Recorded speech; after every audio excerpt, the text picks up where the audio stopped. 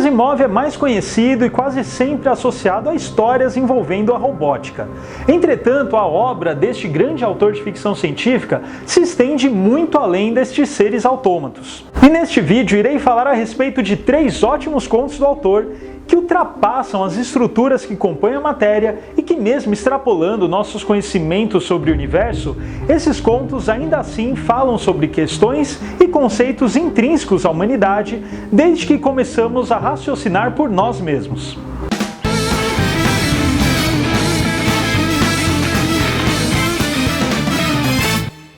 Quero deixar claro que este vídeo não tem a menor intenção de afirmar que esses são os melhores contos do Asimov.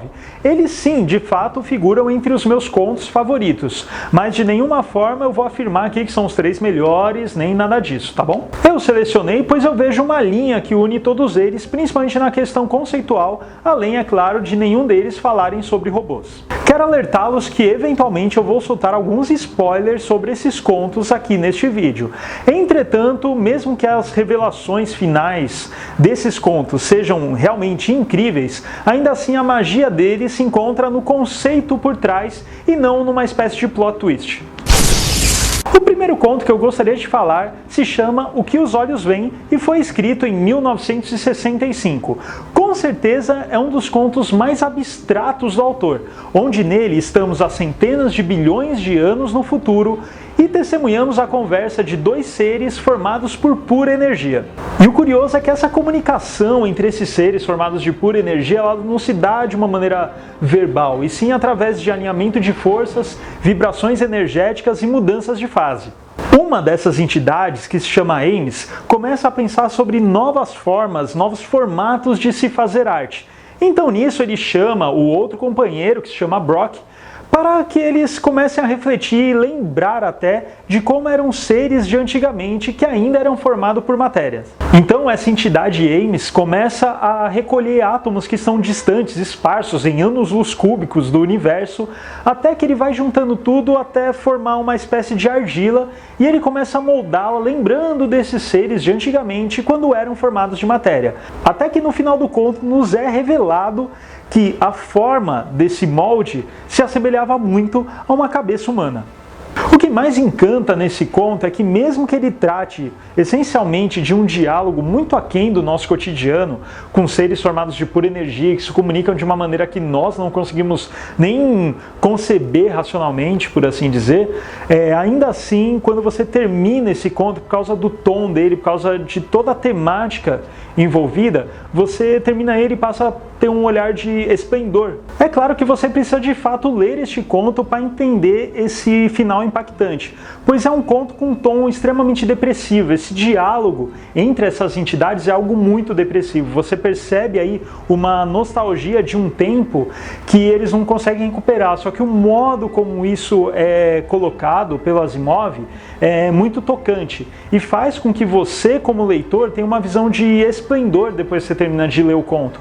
Por que isso? Porque ele coloca você, como leitor, acima, numa posição de superioridade desses seres formados de pura energia, porque você está vivendo o momento no qual eles estão sentindo essa nostalgia.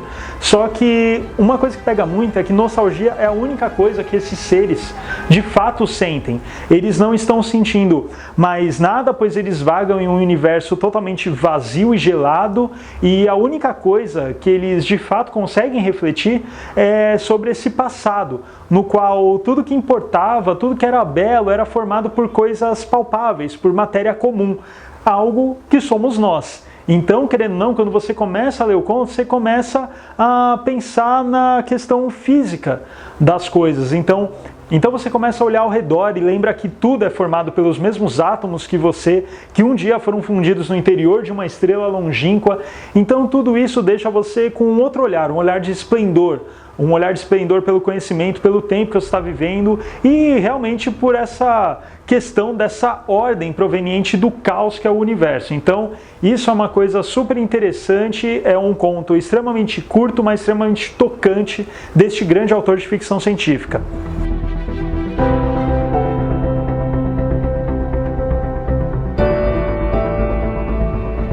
O segundo conto que escolhi foi A Última Pergunta, de 1956. Ele talvez seja um dos contos mais famosos do Isaac Asimov, pois ele realmente tem um final muito impactante e por essa razão eu não vou revelá-lo aqui.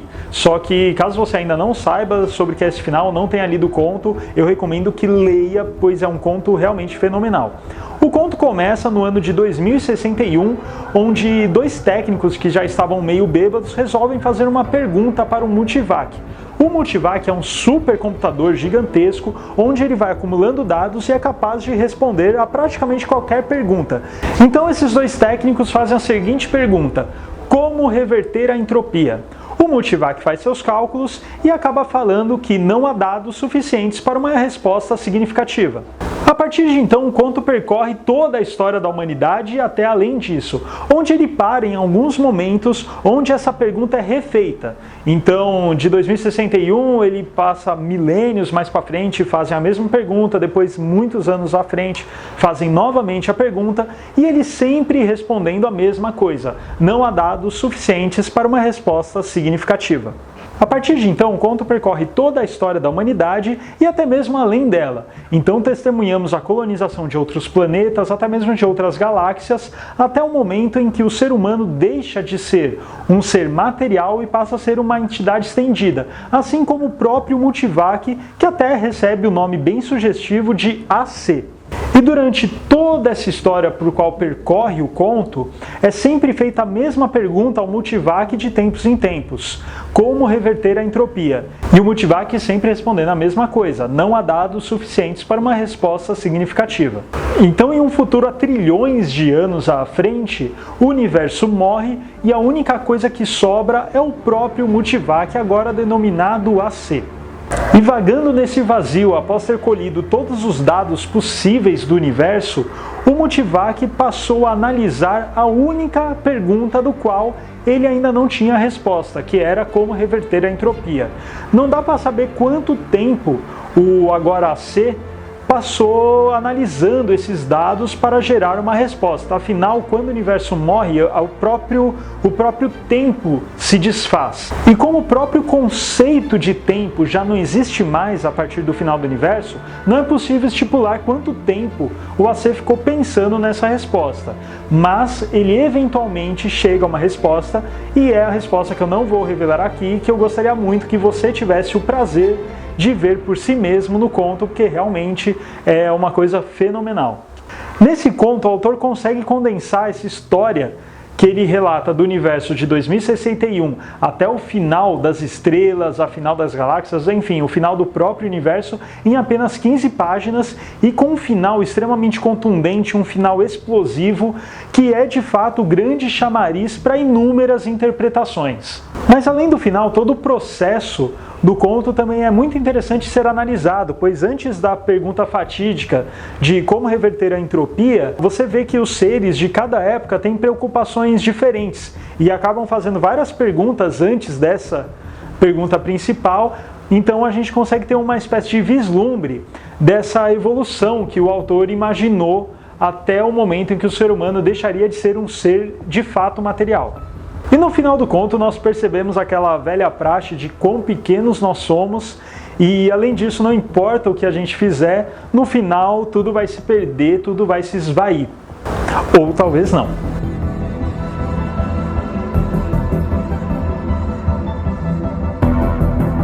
E o último conto que eu escolhi para falar um pouco aqui é o conto A Última Resposta, de 1979. Neste conto, nós acompanhamos o físico Murray Templeton, que acabou de morrer. Após sentir uma dor repentina, o Murray ele foi ficando cada vez mais relaxado até o ponto de não sentir mais dor. Quando ele abriu os olhos, eu digo olhos entre aspas mesmo, porque não eram olhos de fato, não eram olhos de verdade, ele vê a própria morte, ele vê seu próprio corpo, como se ele estivesse flutuando, como se fosse a alma flutuando, vendo de cima essa morte dele, vendo de cima esse mundo material e ele indo para um outro plano. Dessa forma, até de uma maneira bem vergonhosa, para um físico ateu como ele descobre que existe vida após a morte. E depois dessa ocasião, no meio da escuridão, o Murray vê uma figura iluminada e vagamente humana, denominada a Voz, que passa a se comunicar com ele. E durante esse diálogo, o protagonista ele tenta compreender o que aconteceu, entender o que ele é, o que a voz é. Ele fica questionando se a voz é Deus, se a voz é um anjo e tudo mais, até o ponto que ele entende que ele nada mais é do que um conjunto de forças eletromagnéticas que foram dispostas de maneira semelhante ao do seu cérebro antes dele morrer. E conforme a conversa passa, o Murray ele vai ficando cada vez mais irritado, pois ele não consegue respostas efetivas e definitivas sobre o que é a entidade que se denomina a voz. Inclusive, a própria entidade ela sempre mantém afirmando que não é possível que o Murray ou qualquer outra pessoa possa compreender de fato o conceito da sua própria existência. Dessa maneira, o Murray fala que vai passar o resto da eternidade pensando na origem da voz e como fazer, inclusive até para destruir e desfazer essa conexão. É claro que, parando para pensar nessa questão de eternidade, o plano que ele se encontra, ele está totalmente desprovido de tempo, não existe o conceito de tempo neste plano que ele se encontra, ou seja, quando ele fala que vai passar a eternidade pensando nisso, pensando nessas questões, é uma coisa bem sugestiva. O interessante neste conto é esse caráter de autodescoberta. O conto todo é construído a partir do modelo de uma dialética ascendente, onde você tem argumentos e contra-argumentos até chegar numa verdade mais essencial, só que a questão é que o Murray não consegue chegar até essa verdade de uma maneira efetiva. E ele ainda carrega aqueles traços que ele tinha quando era vivo, de sempre descobrir as coisas, fascinado pela descoberta e pela resposta. Como ele era físico na vida anterior, então a gente consegue ter uma ideia desse tipo de personalidade. E dessa forma o protagonista fica tentando descobrir quem é esse novo ele, quem é a voz, enfim, ele fica tentando descobrir de uma maneira racional tudo aquilo que está acontecendo. Algo que acaba se tornando a sua própria sina. Afinal, ele está nesse plano onde o tempo não faz mais sentido, então até falar que ele passaria a eternidade pensando nisso já não faz sentido. Então a gente está falando de um outro tipo de plano temporal em que este personagem vai ficar pensando de uma maneira intrínseca, uma maneira fractal, uma maneira sem fim no próprio eu. O que faz uma própria reflexão com nossa própria autodescoberta. Então, toda vez que a gente chega perto de uma autodescoberta, a gente percebe o quanto não sabemos sobre nós mesmos. Então, é uma coisa bem ilustrativa desse conto que abre portas para inúmeras reflexões, inúmeras interpretações, de acordo com a bagagem de cada leitor.